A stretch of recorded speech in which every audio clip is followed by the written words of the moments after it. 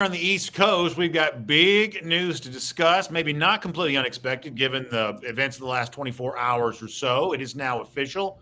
Five-star quarterback Dylan Raiola has committed to Georgia, dropping a tweet here just a couple of minutes ago, and reaction is coming fast and furious as Georgia adds the nation's number one prospect to the class of 2024. I've got Jeff Sintel and Connor Riley standing by here right now. Connor, since you were in the stream first, I'll start with you. What's your immediate reaction to Georgia adding a player of this magnitude and the fact that it has built up seemingly with so little drama, where the Raiola family has really been uninterested in hiding this, making it a secret? They have not played that game. They have telegraphed their intentions. Dylan himself seemingly has been fine with people assuming he was going to Georgia, and now he just is. This is as little drama for a great player as you'll probably ever see, and now it's over. Raiola makes his second commitment after originally decommitting from Ohio State, on his way to UGA, and as Jeff reported to us on Friday, literally on his way to UGA this weekend for an unofficial visit. What do you make of all this?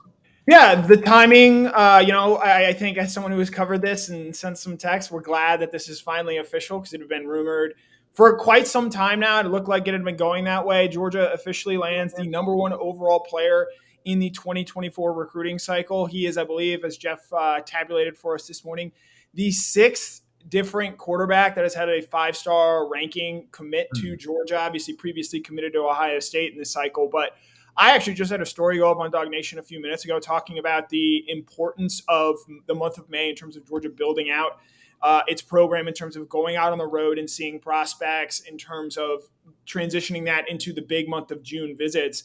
And the timing of all this with the big scavenger hunt this weekend, as I'm sure Jeff has talked about as well going forward, the timing of all this kind of feels like Kirby on his PR game once again in terms of trying to line everything up to maximize the good news here. Obviously, Georgia landing number one overall player on a Monday to start the week. If I'm doing the math correctly here, which is always a dangerous game, it's probably 10 o'clock Pacific time, right, where Raiola committed out there in Arizona. And Plus, Arizona's tricky because they either do or don't celebrate daylight savings time, which I'm never quite so sure about. So Arizona in particular, is sort of hard to know what time it is there at any given point. Right. I think because the Diamondbacks games are always on and starting at 10, I believe that they are technically 3 hours behind us at this point in time now. But the addition of Raiola, I mean, Georgia already had the number one recruiting class here. I don't want to step too much on Jeff Sintel's area here, but, look, Georgia won back-to-back national titles, and now they're getting clearly the number one player in the country there. And it sounds like he's not just going to, come in here and try and win with just, himself. He's going to bring quite a lot of talented players into this circle here. So, Jeff, in addition to Raiola, in addition to landing him, I guess first, what was it about Georgia? Because, USC seems like a far more stable operation right now. Obviously, he has the family ties to Nebraska with his dad playing there, and I believe his uncle is on staff there. Georgia changed offensive coordinators this offseason. Their quarterback situation going forward looks pretty set. They already have a quarterback committed in Ryan Puglisi. So why, at the end of it, was Georgia able to win the services of the number one overall player in this recruiting cycle? Yeah, guys. Hey, man. Brandon, I got to correct you, though, man. You said this is over. Man, it's not over. This just starts it. The mushroom cloud starts. Brandon, this might be a 6-month chortle for you, my man, in terms of what's happening. Historical perspective here, I think this is the third overall number one prospect that Georgia has gotten a commitment from. In Kirby Smart's time, everybody knows that would have been Justin Fields at the time. He had eclipsed Trevor Lawrence for the nation's number one overall prospect when he committed to Georgia in October of 2017. You got today Raiola, number one on the composite, number one for 24/7 Sports. And you got to go back to Nolan Smith as well in the 2019 class. And I think kind of what we've been looking at is this is a rainmaker level recruit. Connor, to answer your question, Georgia was just always it, man. I think Georgia was always it. I think Georgia was probably going to be it. If, this time a year ago, Georgia was in it very deep with Arch Manning. You've got to think this is the first school that ever offered Raiola. He got his first commitment there. Every time that the Raiola family has been to visit Georgia, it has been an outstanding Mickey Mantle 565-foot home run visit. The ties to this stuff is like Kevin Bacon, 6 degrees of separation. Georgia has an associate AD in Sean Chappis that played with Dominic Raiola His father, the longtime NFL veteran in Detroit. There's Matthew Stafford. He's a godfather or Uncle Matthew, depending on different types of terms that I've heard the family refer to Matthew Stafford as. Now there's the restored offensive coordinator at Georgia, Mike Bobo, and for any school that was recruiting against Georgia in this, it was basically just USC and Nebraska.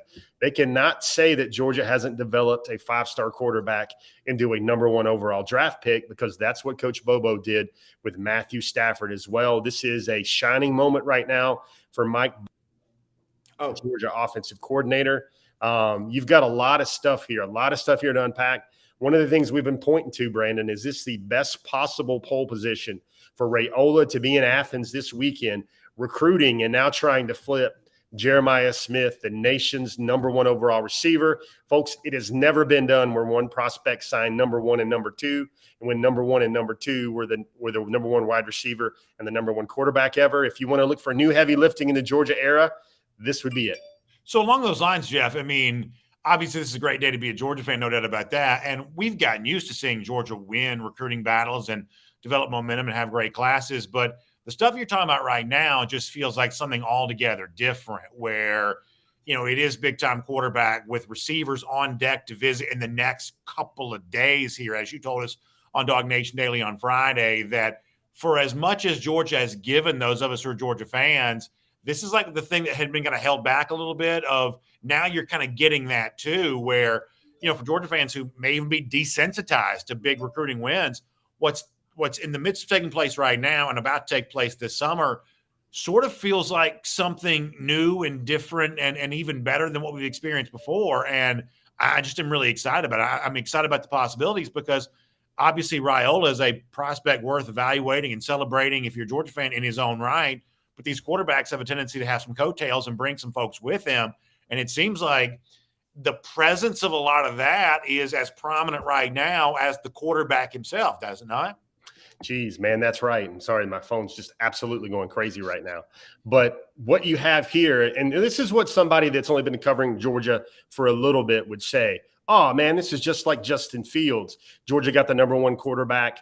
They got the number one overall prospect in 2017, and they proceeded to build a class around him. Here's where it's different, though. Fields, for all of his acumen and all of his prowess, he built a lot of other five-star and a lot of other great players around him. He did not bring receivers around him. He did not bring a tight end around him in terms of a national top two, top three tight end. You know, Jaden Riddell, the tight end out of Missouri, he's going to be in town this weekend for an unofficial visit with Raiola. Raiola can be recruiting and trying to flip Jeremiah Smith, who is at least one of the top five prospects at receiver we have seen in the last 10 years. And then you also have not one in Smith, but two five-star receivers that are connected, that are linked closely to Dylan Raiola. There's also Ryan Wingo out of St. Louis. And here's one thing that's really cool. A lot of messages are coming through. A lot of tweets are coming through. I think Sokovie White, the Georgia commitment, has one of the best ones so far, where it says, looks like we're going back to back to back to back to back now. For everything else, Kobe's going to be in town this weekend. Nikar is going to be in town this weekend. Dwight Phillips Jr. is going to be in town this weekend.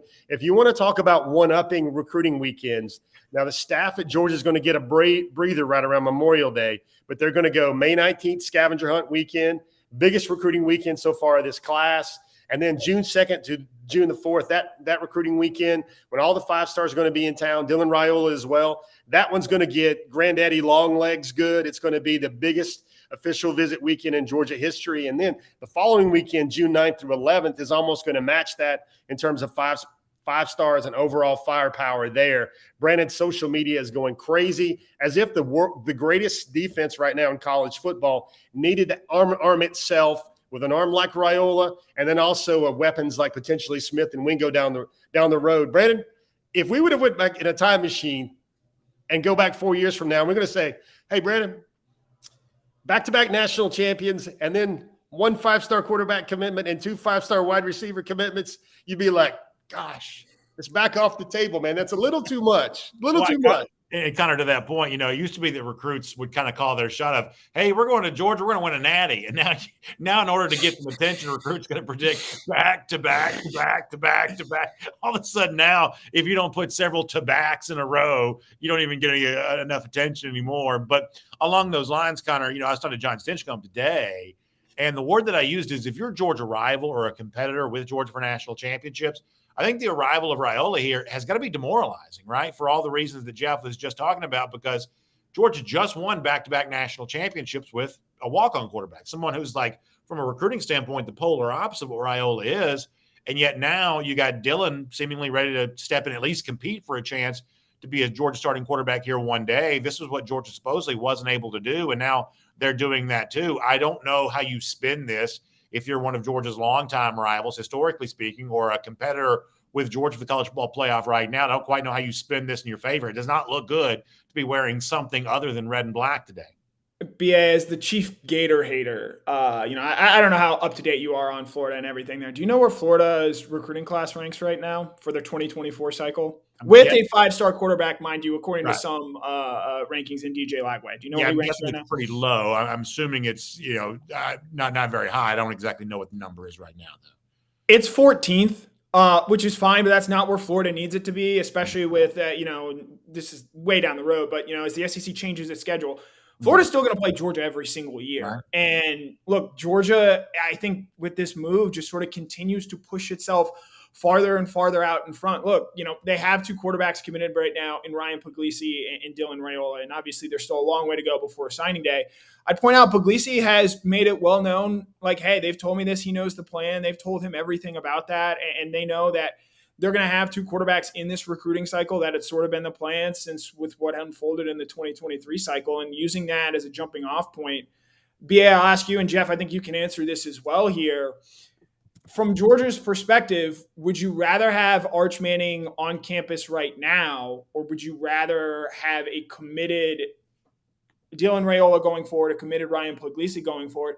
Especially given, I think what we're looking at, the Georgia quarterback situation with the 2023 class or 2023 season, it seems to be in a pretty stable place. Carson Beck's going to be the guy to start the season here. I know that's not been officially said, but coming out of spring, it certainly feels that way. And then going forward, I think you have real stability at that position. Obviously, things can obviously change there, but going forward, would you rather have Arch Manning already bird in the hand because Georgia was on the exact other end of this a season ago, or would you rather have Raiola committed, Puglisi committed, and have that be your future setup? Well, I'll give you my answer, although for some people are going to say it's easy to say this, but Georgia hasn't taught, my show, where Georgia fans have congregated, there really has been one thing said about Arch Manning since he chose to go to Texas instead of Georgia. Now, he may turn out to truly be the next Manning. He may follow in the footsteps of Peyton and Eli, but Jeff, I follow this stuff pretty closely. Arch did not lift a finger in terms of competing to be the Texas starting quarterback here this fall. So, or at least in the spring practice, he didn't lift a finger in terms of competing for that job. Quinn Ewers essentially lapped the field there. So I'm not going to trash Arch Manning, but losing out on Arch Manning a year ago does not seem to have hurt Georgia whatsoever. Stetson Bennett obviously went on great success this past season, and now the quarterback situation in Georgia, even before Raiola gets here, actually seems to be set up pretty well. And I want to reiterate something I've been saying for a while. As much as I'm going to be guilty of hyping up Dylan Raiola, and folks, it ain't even started yet. It has not even started yet. The amount of hype we're going to give this kid. That doesn't change the way I feel about Brock Vandagriff, Gunnar Stockton, not one iota, to use a Southern phrase here. I think they're both really good prospects. So I don't think that Georgia's looking around and missing Arch Manning right now, the quarterback we were, obsessing over last summer. I don't think they're obsessing over that at all. I think the Georgia quarterback situation actually sets up really well right now with Raiola entering into a fray that in some form or fashion is going to include Gunnar Stockton, Brock Vandagriff, at least for a little while there on that. So it's easy for me to maybe say this, and some non-Georgia fans may be cynical to hear me say it, but Georgia does not missing on Arch Manning at all. I think the last 12 months have actually been pretty kind to them from a quarterback situation. Jeff, I guess I'll let you add in on that wherever you want to. Yeah, I think it's probably the best possible chain of events that take place. I mean, I think Manning's lure was really big. And Brandon, let's be honest here. If Manning did choose Georgia, that would put an incredible national microscope on what Georgia does and has done at the quarterback position. Now, the Raiola name is also the name of a son of a longtime NFL veteran and NFL family. Not quite the same, though. And Manning's probably greatest gifts that he's shown so far to this point were his legs and his mobility. his accuracy. I wouldn't say Manning has the biggest arm, but he was like, 6'4", 6'3", about 220, and competed in a private school level of football in Louisiana, which is not the upper tier of high school football in the country. Let's just be factual with that.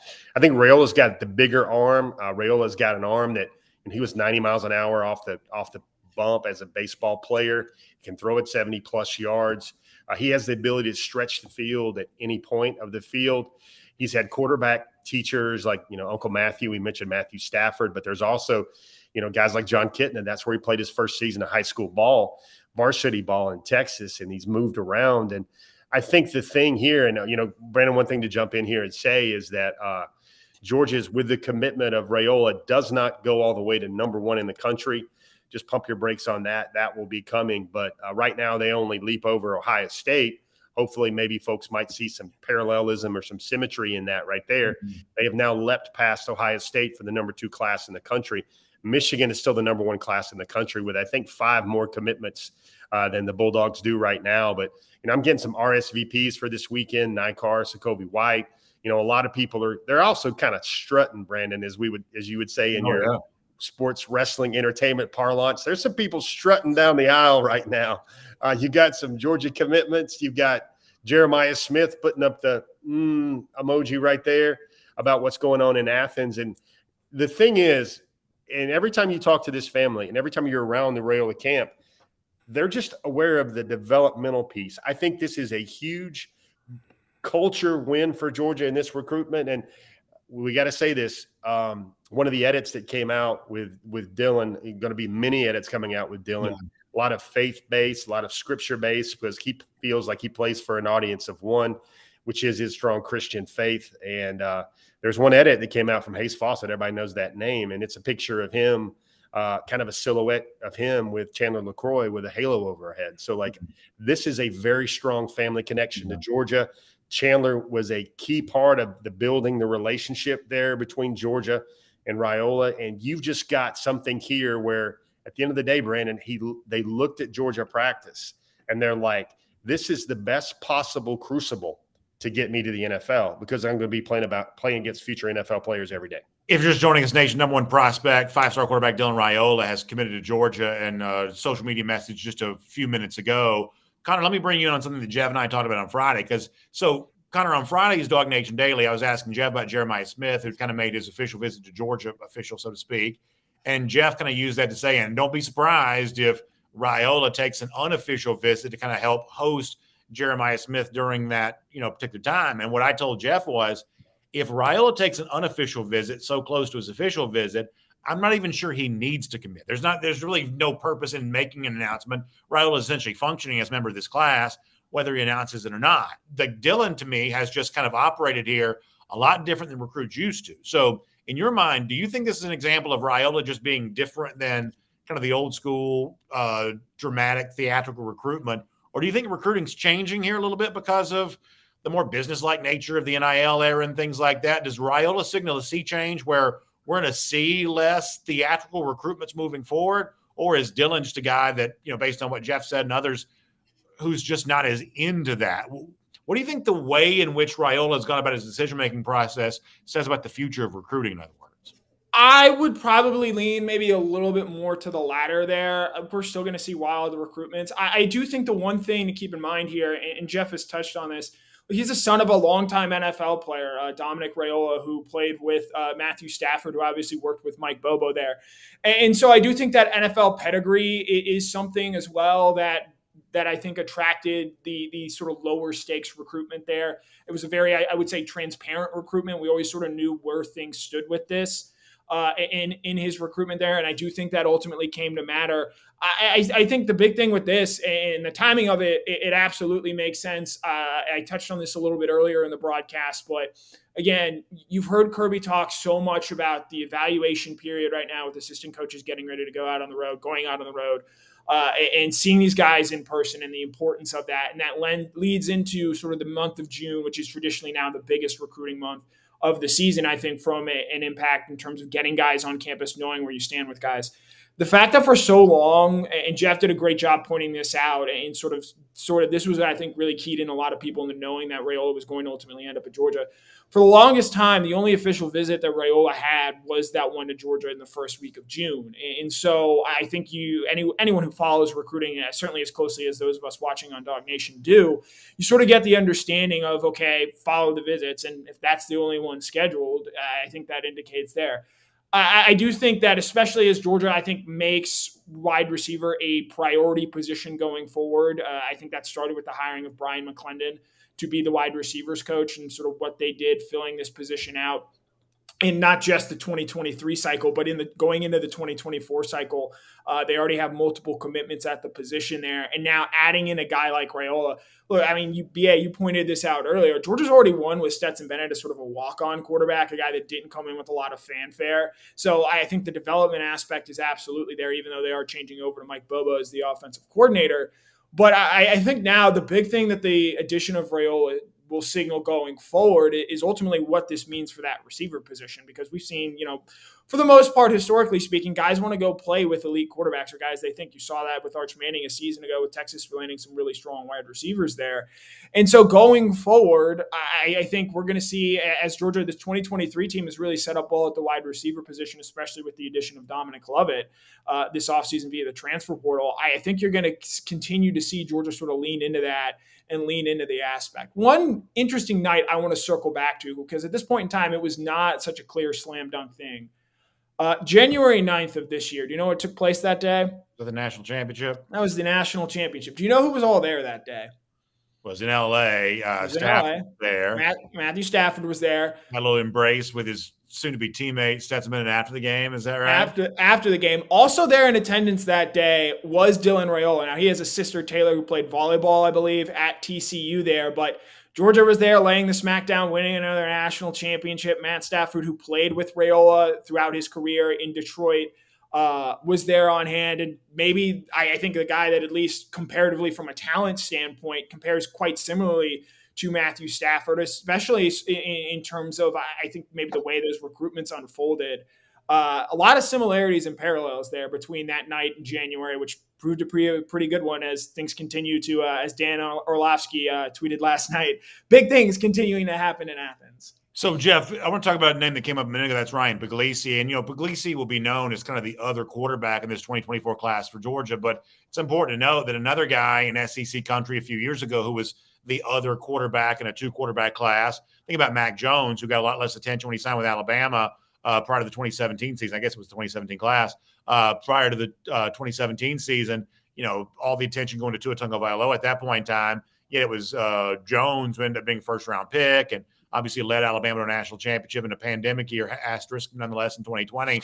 The point here is sometimes being the other quarterback in a class, things have a way of working themselves out. And I guess I would just caution Georgia fans on all of that. For as excited as I think there should genuinely be about Dylan Raiola, Ryan Puglisi still has a lot to offer. The other two quarterbacks I mentioned a moment ago, Brock Vandagriff and Gunnar Stockton, they still have a lot to offer in terms of predicting, well, this guy's going to transfer and this guy's going to do this, and this guy's never going to do anything. Football has a way of surprising us. And so I am not only excited about the arrival of Raiola, I'm also excited about all the very interesting football conversations we get to have around this moving forward. That the future is just not easy to predict. It's going to be fun to see, and establishing a pecking order here, which I do believe will include Ryan Puglisi as a part of this conversation too. Jeff, that's just part of it to me. Yeah, I think nobody, to keep embellishing your point, nobody knew that the other quarterback in the 2020 cycle would have been Stetson Bennett, and look where he's turned out. I think what you've got here is the 2019 cycle, but what you've got here is everybody's starting really to forecast really quickly. I think the most compelling part of Puglisi's narrative right now, in terms of the desire, is he wants to be a dog, and nobody he feels is going to push him off that block, because That's where he wants to be. That's where he wants to get developed. That's where he wants to play. That's where he feels like his home. And Brandon, all these quarterbacks are alpha competitors, and they're not going to back away from anyone, because if Puglisi did back away, he'd either go to Alabama, he'd go to Ohio State, he'd go to a very impressive quarterback room in a very impressive spot. And for him, you got to realize that he understands football. The Georgia coaches have been up front with him about their plans to take two. Remember, Georgia would be committing recruiting malpractice if they did not take two right now, because they did not sign a quarterback in the 2023 cycle. And somebody, Brandon, at least one somebody, everybody's dropping in their comments here about this guy's transferring, this guy's transferring. I think the proper quarterback hierarchy is Beck. And then if Beck gets to year two, what happens with Vandegrift and Stockton after that? If Beck goes to the NFL, then it's Vandegrift versus Stockton. And I think Puglisi and Raiola are names to look at for 2025 and beyond in terms of getting real playing time and contending. A lot of people like to think that, Raiola is such a good quarterback, he's going to come right in and play right away. I don't think anyone should ever expect that to happen, especially at a place like Georgia, especially with guys that have been in the system that are extremely talented. Folks, Gunnar Stockton has been training with the Bobo family since he was 5 years old. He knows exactly what the way Bobo likes to see his quarterbacks trained to throw the football, the way to think, the way to process the offense. So I think you've got two very talented players in Vandegrift and Stockton that have been there, done that, and bought the T-shirt with Georgia football. They understand the culture. They understand the practice habits. And it's going to be very hard for anyone to overcome that in 2024 at Georgia. So along those lines, Connor, because I think what some people may be hearing Jeff say comes as a surprise, because you hear about nation's number one recruit. The assumption a lot of folks have is, well, that means fall of 2024. This is going to be Georgia's starting quarterback, because that's what Matthew Stafford did. He eventually started as freshman in 2006. And if Raiola is the next Stafford, then that's what he's going to do there as well. However, I think we also have to be aware of kind of the landscape that we see in college football now, where, Arch Manning's not going to start for Texas this year. He may even be third string. Nico Imaleva, who Tennessee reportedly, back to a Brinks truck up to bring to Knoxville, he's at least not going to start the season as Tennessee starting quarterback, presumably either. That we may see a day and age now where quarterbacks are a little bit more patient about their moment. I mentioned some pretty high profile and allegedly high dollar quarterbacks that are likely not going to be starting for their teams to begin this season. So do you think it's more likely that Raiola does not become a starting quarterback for Georgia in his first year of 2024? I would lean no. And part of this too, look, Carson Beck can go on to have a fantastic season this year. He's yet to start a game at the University of Georgia. And look, I follow the NFL draft very closely. There are 4 quarterbacks that have gone onto the NFL with 16 or fewer starts, which Carson Beck would have. Let's say he even starts all 15 games this year. Let's say he wins a Heisman Trophy and goes on and leads Georgia to another national title. The list of quarterbacks that have started fewer than 16 career games are Mark Sanchez, Cam Newton, Mitch Trubisky, and Anthony Richardson. And obviously, varying levels of college success there for those guys. But I would say from an NFL standpoint, none of those guys were slam dunk NFL players, though Newton did ultimately win an MVP there. So NFL teams want to see guys that have played a lot of snaps in college football before. And so I think when it comes to Carson Beck and how that ultimately plays out, sitting here right now, I do kind of expect Beck to be sort of a 2-year starter. I'd be a little surprised, given with what we've seen from the Georgia development program before, him just sort of being a one-and-done player, unless he just turns out to be that fantastic. And as good as I think Carson Beck can be, if you're asking me right now, in the middle of May to make a projection here, I don't think he's going to be good enough to merit being a first-round quarterback, especially when you have guys like Caleb Williams and Drake May who have already thrown a significantly greater amount of reps out there to sort of show NFL teams what they can do. And so I do expect, going into that 2020, 5 season, that's maybe the earliest that you could see a Dylan Raiola under center for Georgia. And that's assuming that he beats out a guy in Gunnar Stockton and potentially a guy in Brock Vandegrift, who I think is really, really talented. Both of them are, along with Ryan Puglisi, a guy who I've loved everything that he's had to say. He made a decision knowing Georgia was still going to be recruiting and taking 2 quarterbacks. I think they made that very clear for a long time.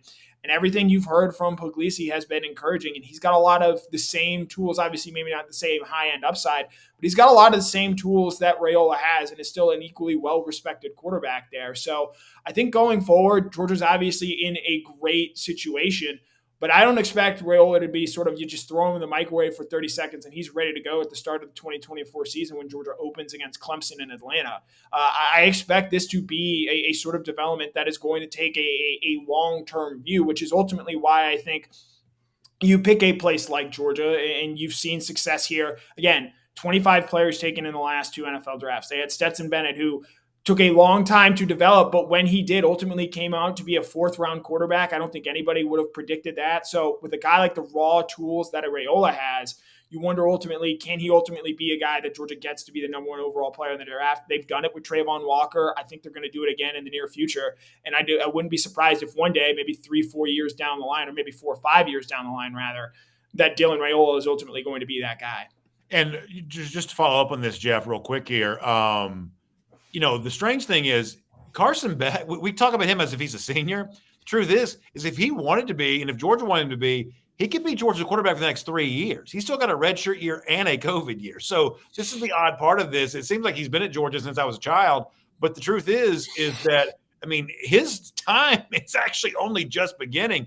And I still believe all of this is going to work itself out and it'll all be revealed in due time. But it's not like Carson Beck necessarily has to be a one-and-done player. So it is a very interesting future for Georgia at the quarterback spot. It is not obvious how all of this is going to play out. But as you and I, Jeff, I think have said many times in the past, this is about acquiring assets, acquiring talented players, and then let's just go see. If Dylan Raiola is the number 1 player in the country, he'll have no problem beating out these other guys because he's a higher-rated recruit than they are.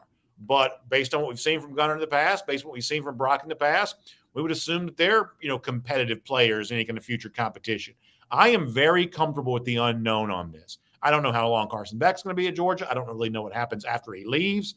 But the presence of an elite player like this to go into what is already a pretty talented quarterback room, I'm just sort of fine with it playing out however it needs to. Yeah, Connor brings up a lot of historical precedents here that I think folks should pay attention to.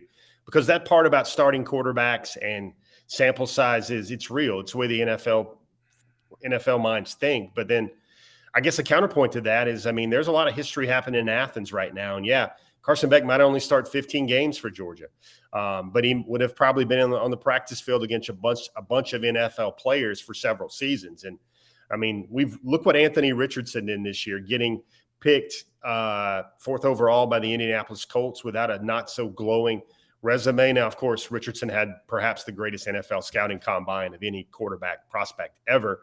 That's something to think about there. But you've just got so much stuff here. And Brandon, I love how you keep telling our audience this. Let's just go see. Let's just go find out.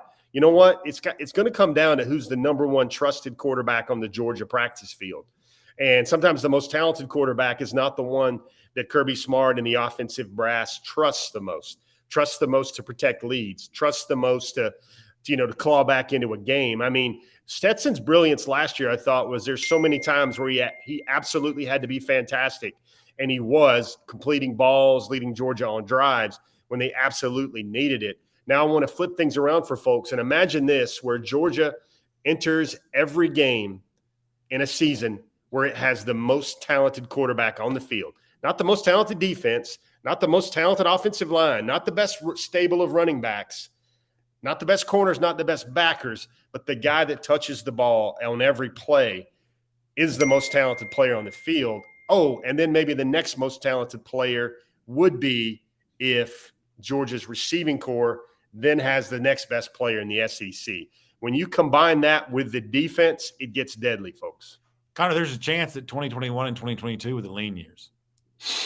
Look, I was just about to make this point. I was kind of worried that Jeff was going to take it. Look, as much as we talk about moving forward, what this means for the Georgia offense, what Raiola could possibly ultimately mean, what either, maybe Jeremiah Smith, Ryan Wingo, Nye Carr, Scovie White, what ultimately those guys end up looking like, I feel really, really confident saying that 2024 defense, that 2025 defense, when guys like Jordan Hall, Damon Wilson, Marvin Jones Jr., Jalen Walker are in their 3rd and 4th years in this Georgia program, like as great as the 2021 Georgia defense was, and we're sort of veering off the road here, as great as the 2021 defense was, there was still 1 or 2 sort of spots where there are ways that you could upgrade at that position and get better.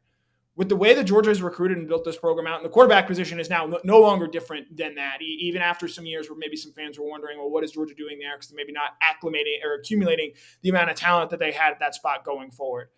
I mean, look, as much as we can sit here and talk about how the offense is going to look under Mike Bobo going forward, what it's going to mean for Dylan Raiola and all that, look, Georgia's defense is still going to be nasty, and it's still going to be the best unit individually, perhaps, in the country, even though everyone's going to want to talk about Lincoln Riley's offense, about, what Brent Venables is doing at Oklahoma, what whoever is replacing Nick Saban at Alabama is. They'll talk about, hey, Florida's back. Florida's become the new Texas. Maybe Texas, finds a way to win 10 games for once.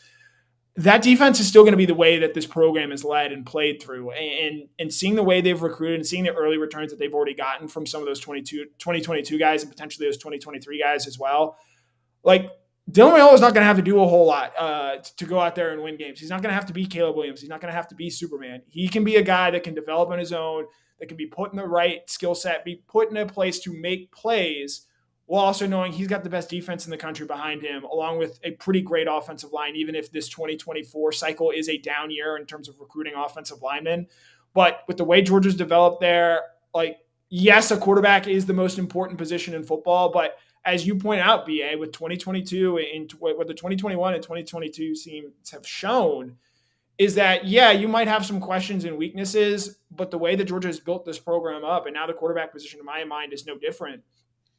You've just got so much talent there. The Death Star, I hate to use it because obviously it got blown up not once, but twice. Sure. It's finally complete. And they finally, I think, have sort of figured out, wait, let's not make the 1 in a billion shot loophole that they can get through. There isn't that on here. Now, yes, talented teams will come through and we'll see how the college football playoff goes ahead and impacts and changes with that, along with an SEC schedule change, how that impacts Georgia. But this is just a further sign. Georgia's not going anywhere. And Kirby Smart has said time and time again, the goal when he got here, it was not to win one national title. It was not even to win 2 national titles. The goal is to be in a spot to where on any given year, if you get the breaks you need in 2021, key players for Alabama going down. And last year, Ohio State missing a 50-yard field goal at the gun. When those breaks happen, you're in a position to take advantage of that. Georgia, with the addition of Dylan Raiola, is in a spot to do that every year going forward. Well, no doubt about it. If Georgia is the Death Star, Alderaan, the planet that got blown up, is definitely the Ohio State Buckeyes. And Jeff, and we'll get ready to wrap up here in a minute, but I've been as kind and classy as I'm capable of being for a few minutes. There is nothing that fills me with a greater sense of pleasure than thinking about how much everybody in Columbus, Ohio, must hate the Georgia Bulldogs right now. Maybe starting with Damon Wilson, continuing with the Peach Bowl and all the whining that's been going on with that, and now taking Dylan Raiola, the possibility that Jeremiah Smith may come along with him. I don't know there's anything that pleases me about the success that Georgia is currently enjoying right now more than the way in which it makes people in Ohio State and Columbus who are already miserable even more miserable. Jeff, I think I really, really enjoy that right now. So do me a favor and just tell me how true all of that is. Yeah, I don't know, Brennan. Are you being real? Can we get your real feelings out of this, man? Are you just playing for the audience here, or that's how you really feel? Things to think about. I can't wait to see the reaction from Matthew Stafford on social media. It seems like all the Bulldog commitments and all the Bulldog targets, this is a rallying point. Brandon, if we want to continue your Death Star references, your Star Wars references, perhaps this is better if the events of Rogue One never took place and there wasn't a thermal exhaust port weakness in Georgia's Kirby's Death Star. Perhaps the thermal exhaust port weakness was having a 5-star quarterback in this complete obliterating battle station that's probably now going to hover over Columbus, Ohio for the rest of the next few seasons, I guess. Folks, this is big. It's not just big because of one individual player. It is a change in thinking about Georgia, 5-star quarterbacks. It's a change in thinking about 5-star wide receivers, what Georgia will be like on the offensive side of the ball. Folks, let's just put this very plain and simple. I know this is a celebration day and a hoorah, let's all roll our sleeves up and, chat with your office coworker and send some funny texts out or whatever, or hop in a message board thread and gloat a little bit. But really what this is Georgia has landed an elite signal caller with true NFL ties, with true NFL skills.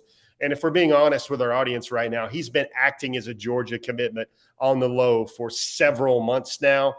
He has waited and tried to find his exact spot, the perfect timing, the perfect choreographed Kirby Smart dance move in order to get into this recruiting period where Georgia will basically plant the seeds for its best class ever. I feel it will be their best class ever over the next 2 or 3 weeks, over the next 2 months. And everybody's going to look at Georgia and think one of two things.